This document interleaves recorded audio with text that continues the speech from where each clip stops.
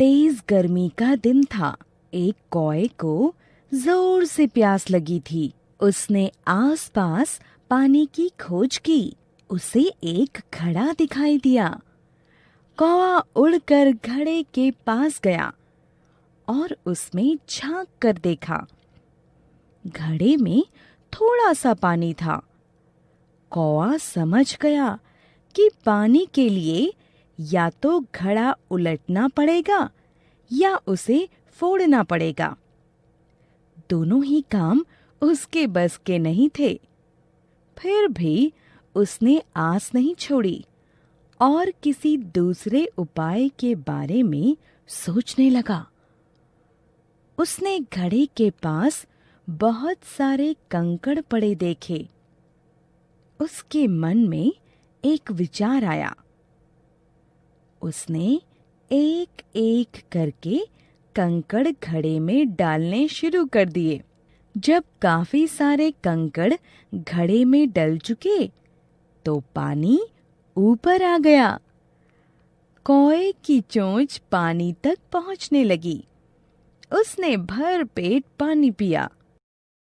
बच्चों, कहानी में सुनी सारी बातें कैसे समझी? ये सारी बातें हमें वाक्यों से समझ आई।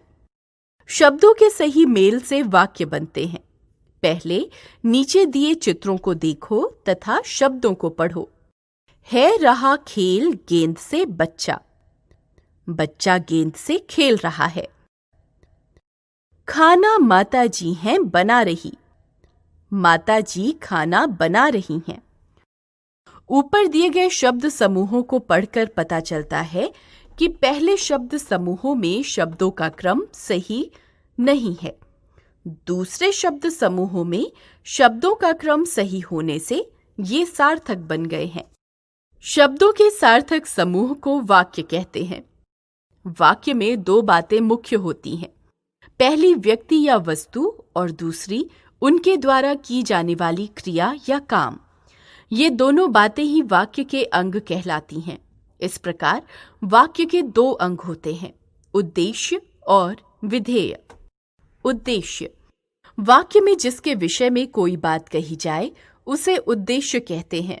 जैसे अमीना कपड़े धो रही है, पिताजी समाचार पत्र पढ़ रहे हैं। विधेय वाक्य में उद्देश्य के विषय में जो कुछ कहा जाता है उसे विधेय कहते हैं।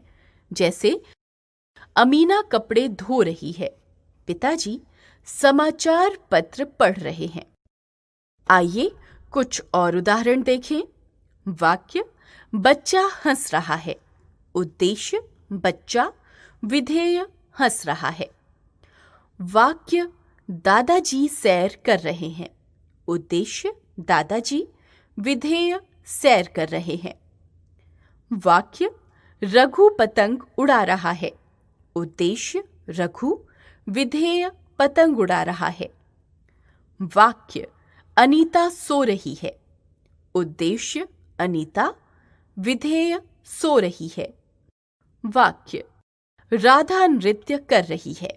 उद्देश्य राधा, विधेय नृत्य कर रही है। हमने सीखा शब्दों के सार्थक मेल को वाक्य कहते हैं। वाक्यों में शब्दों का एक निश्चित क्रम होता है। वाक्य के दो अंग होते हैं, उद्देश्य व विधेय।